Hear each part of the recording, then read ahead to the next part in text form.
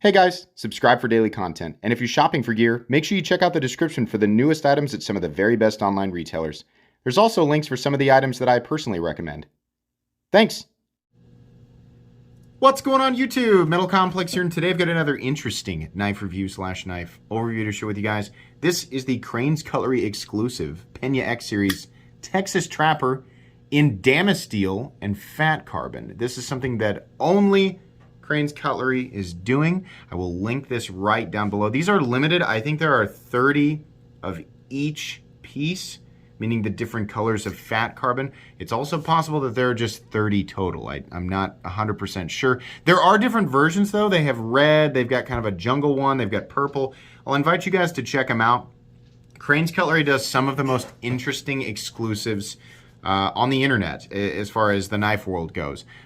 So it's really neat. I did not expect to see a Damasteel version of this knife. Keep in mind, this is already the standard Texas Trapper, which we don't see super often, is still a fairly expensive knife without Damasteel. I think the standard ones are M390 and then G10 or carbon fiber, just regular carbon fiber or something like that.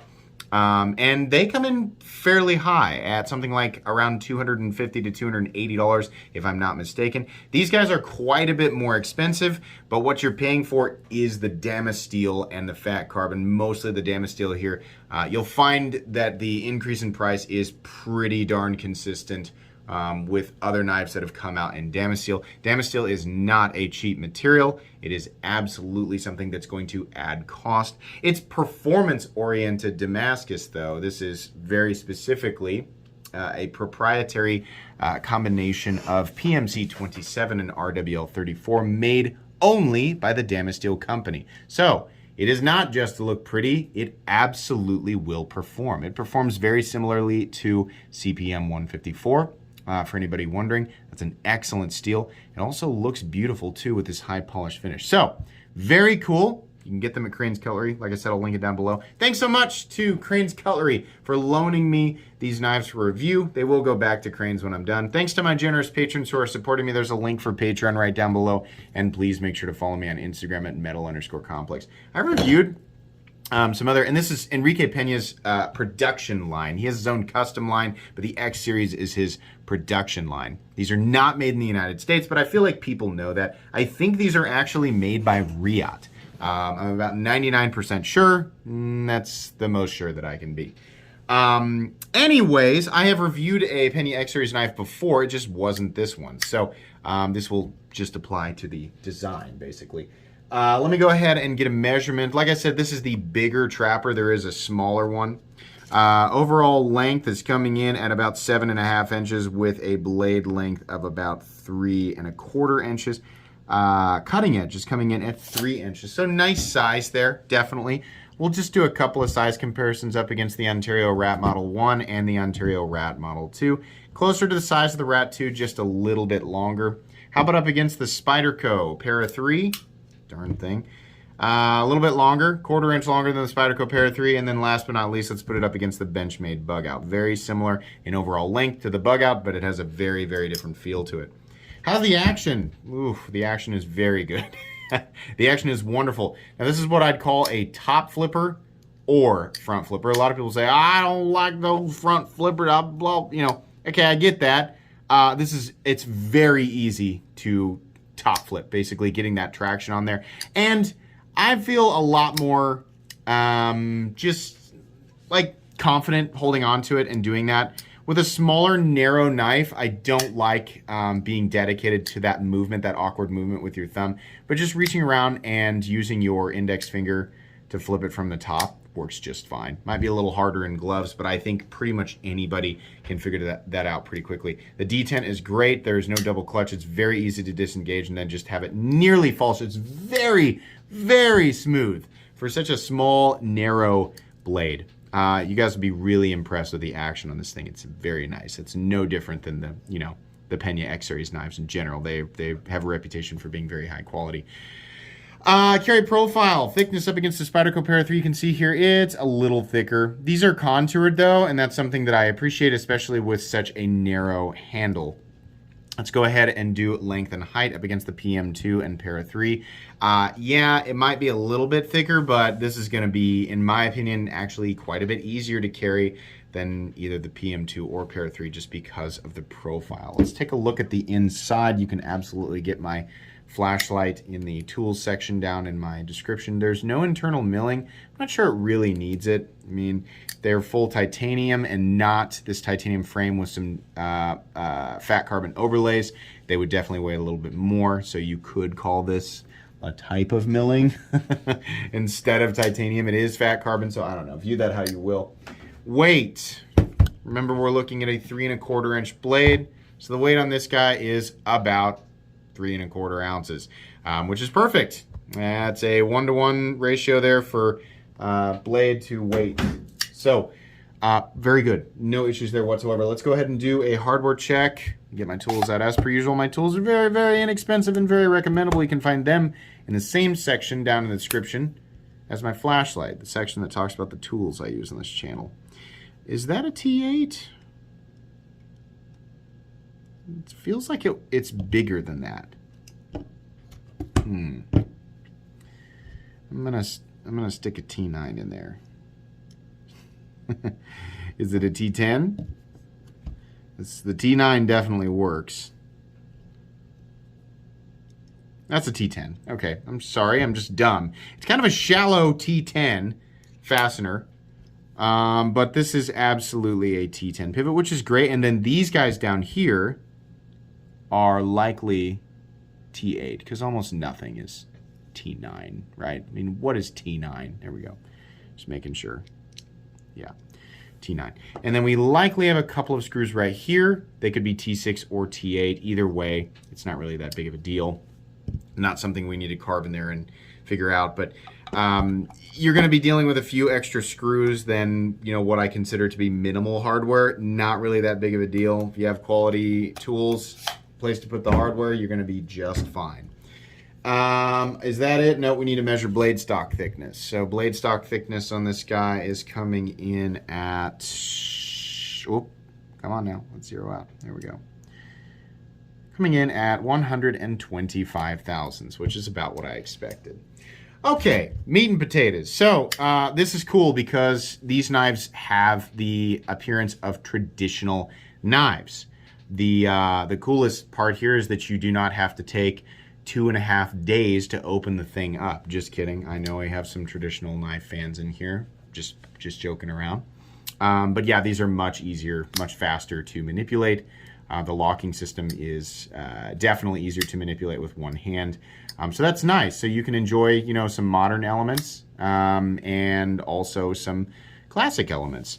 The ergonomics are very good. This is an extremely comfortable knife to hang on to, and that's due to, you know, the fact that we have contoured overlays or scales, whatever you want to call it, contoured titanium, and then we have a very short, non-aggressive clip that has been rounded off. Really nice. This is very comfortable. Just be careful and don't run your finger up on the blade. There's no real guard. I think most of the time you're not going to have to worry about that. Really, really nice. That clip point, that classic clip point, just looks fantastic, and I think it looks wonderful in damaged steel. I really wish that it did not say Pena X series right in the middle of that pattern. That is the one thing that drives me absolutely insane. Put it on the backspacer, put it on the inside of the knife. Don't put it right there on the damaged steel. That's just, it doesn't look very good. But you know, it's functionally, it's not hurting anything, so okay. A little bit of a sharpening tool right here, and then we have a really nice edge. This is definitely going to be just sort of a straightforward, use it for general stuff kind of EDC blade shape. And I know a lot of you are thinking, who would use that? It's so pretty and it's so expensive. This is far from the category. If you're new to the knife world, or if you think that, you just haven't talked to the right people. This is far from the look or the price range where people actually don't use it. There are the vast majority of people who actually buy this will use it. They will. This is expensive and it does look pretty, but it's still something that is likely not going to sit around and just, you know, it's not quite that tier of luxury. It looks really nice. It's made with premium materials, but it is also definitely made to be used, and the people who are actually buying it, right, they know. They're likely going to take it out and actually use it. Maybe not, you know, like pounding it into the trunk of a redwood tree or something like that, but using it like a pocket knife for regular pocket knife things. So the etching looks beautiful, and this is, you know, when people ask, like, what's the difference between that and, you know, buying something made in Damascus off of Amazon for like $20? The main difference is that the etch and the pattern actually look good and don't have smeared or smudged edges. You know, in terms of the appearance, right? We're going to get to function here in a sec. The appearance, usually with Damasteel, the company or manufacturer is taking the time to polish it because it takes a beautiful polish. The etch actually looks good. The pattern looks awesome. It's not all faded or really wide in certain areas, really narrow in other areas, right? It's very even and consistent. And then, of course, with the combination of the two compositions I mentioned earlier, the end result is a steel that will actually perform. Most of that junk Damascus that you find on Amazon and eBay will perform for, I don't know, 10 seconds before it goes dull. Yeah, this is going to actually perform like CPM 154, and it can be, you know, resharpened. A lot of people wonder, like, you know, does the etch actually slow the blade down when you push it through material? If it's a deep etch, maybe a little bit. This, you really can't feel, you know, you're not feeling like the dark parts more than the polished parts or anything like that. It really will perform pretty much the same as a like if this was just M3, well, if this was just not a Damasteel composition. Yeah, pretty much. The final cutting edge is not an absolute laser beam or anything like that, but it's nice and thin, and it's done very well. This is a very sharp blade. Will, you know, it's going to tackle your it's going to tackle your day-to-day EDC tasks, no problem. Love the blade. There's a little bit of jimping up here that extends probably no further than it really needs to. It could have been, you know, maybe nice to go a little bit further, but it's fine where it is. No big deal.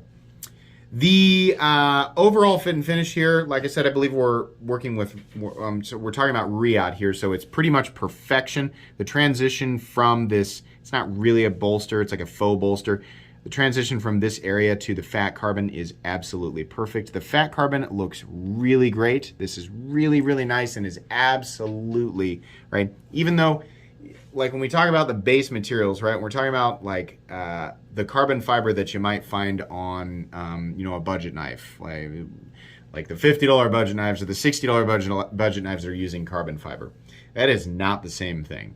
It is usually a flat rectangular piece of super shiny, low quality carbon fiber, and while it is real, it just doesn't look very good. Fat carbon, this stuff looks a lot better. And if you're not into the blue, like I said, there are different colors. The blue one was one of my favorites, and so that's the one I chose to highlight today. This is very beautiful. Is it going to perform differently? Is it somehow give you like a utilitarian advantage over some other carbon fiber material? No, but it does look nice, and it's definitely a lot more classy than some of the inexpensive stuff that you find on cheaper knives. It's just one of those things that goes along really well. Backspacer is pretty plain, and there's a nice little lanyard bar there, which is, I prefer that because then there's no holes or anything in the knife. So that's great. Pocket clip, like I said, I think the pocket clip is fantastic. It's even got T8 screws. It doesn't carry deep or shallow. It's just kind of right in the middle, which I think is perfectly fine. I love that this is not a fully exposed frame lock. Why? Because it's a pretty narrow frame, and when you're trying to sort of awkwardly maneuver to front flip it or top flip it, you don't have to worry about where am I putting pressure, right? Because if it's exposed and you're putting pressure on that frame lock, it's going to be harder to flip open. You're much more likely to drop it or worse, injure yourself, which is not good. So the sub frame lock thing is a really good idea. I love that on this knife. It's awesome. I think we have an internal stop pin. Yeah, in fact, we absolutely do, and it is sort of fixed in place. Can we see that bar right there? Yeah, on the inside there. So it's riding on a channel in the blade, which is fine. It's a good way to do that. We have no blade play up, down, left, or right. We have no lock stick. I'll show you the lock up right here. Something like 30%. There is a steel lock bar insert.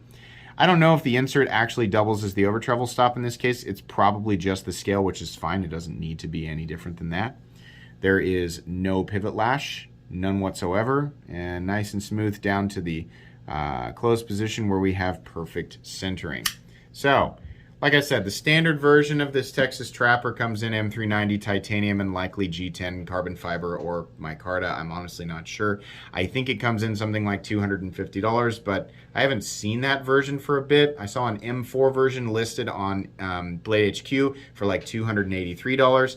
So it's probably somewhere right around there. If they do more runs of it, it might be a bit higher because of inflation and all that, you know, that's been occurring here lately. This version here runs $438, but like I said, that's pretty consistent as far as, you know, what knives generally increase when you're looking at Damasteel. It's usually right around $150 to $175 difference. You get some unique elements here. Like I said, this is a limited run, so you get the fat carbon of your choice and then a Damasteel blade. I think that's pretty fair. If you look around for, you know, you got to be careful because sometimes it is mislabeled. People have told me, I found a Damasteel blade on Blade HQ for $200, and it turns out it wasn't Damasteel. It was just regular Damascus with sort of a mystery composition, and it just wasn't labeled correctly. That's not necessarily Blade HQ's fault. It's just something that you see sometimes on retailers because Damasteel and Damascus gets mixed up. So usually if you're looking at a real, you know, like let's say if it's just like this, it's not made in the United States, right? But super high quality, and you're looking at materials like titanium, carbon fiber, and Damasteel, you're probably looking at least $400 to $450, sometimes quite a bit more. I have no problem with this. This is a wonderful EDC knife, and I think it's well worth the price. It's done extremely well. I can't find any flaws with it. I don't have any issues whatsoever. I wish that there was a little bit of a guard, something here, but again, I mean, that might take away from the classic look at this. I also still wish that there was something else. Like the top flipper thing works pretty well, but like the, you know, the part of me that's used to more modern elements wants there to be like a flipper tab or a thumb stud or something. But again, that would take away from the whole idea. So those are just like personal things. I think a good idea with this knife would be to add jimping right here. So you're not taking away from the traditional lines, but you're still, you know, if this area had some friction, maybe even put it on like the frame and maybe curve this just a little bit. So it's not really a choil, but it's just more of a, you know, safe spot for your index finger before it gets run up on the blade. I think that might be a good idea, but that's the only thing that I can really say that I wish was different about this knife. I think it's really cool that Crane's Cutlery does like wild exclusives like this, because like I said, we don't really see that type of thing anywhere else. We see, you know, instead of blue G10 and S30V, we have red G10 and M390, and that's fine. A lot of people like that, you know, the way that that works with its exclusives. And I mean, I've got knives that I've bought that are just a different color and a different steel. You could argue that this is the same thing. I would say it's a bit more exotic and a bit more interesting, given that the exclusive version is in fat carbon and Damasteel. And even you know, more interesting is that it's on the Pena X Series Texas Trapper. It's just a combination of things that I didn't expect, but it's very beautiful. So anyways, that's pretty much it. This is a recommendable knife. The most cost efficient, right, in terms of what you're gonna get out of it, like in terms of like using it and how much it costs. Obviously the standard version, right? I'm not going to sit here and tell you everybody needs to rush out and get a Damasteel variant. No, this is really only for people that really like the combination of Damasteel and fat carbon. But the standard Texas Trapper, the design, yeah, very recommendable. These are great knives. So this will be going on my recommended knives playlist. That's going to be pretty much it today. These will go back to Crane's Cutlery, like I said. Please make sure to follow me on Instagram at metal_complex. If you enjoyed this video, leave a like. If you'd like to check out my other content, I do, of course, have lots of videos of knives that are either expensive or inexpensive that I do or don't like, so check those out. And if you enjoy all my content, go ahead and click on that Metal Complex logo right there and subscribe, because there's definitely more coming. Thanks again for watching, everybody, and have a great day.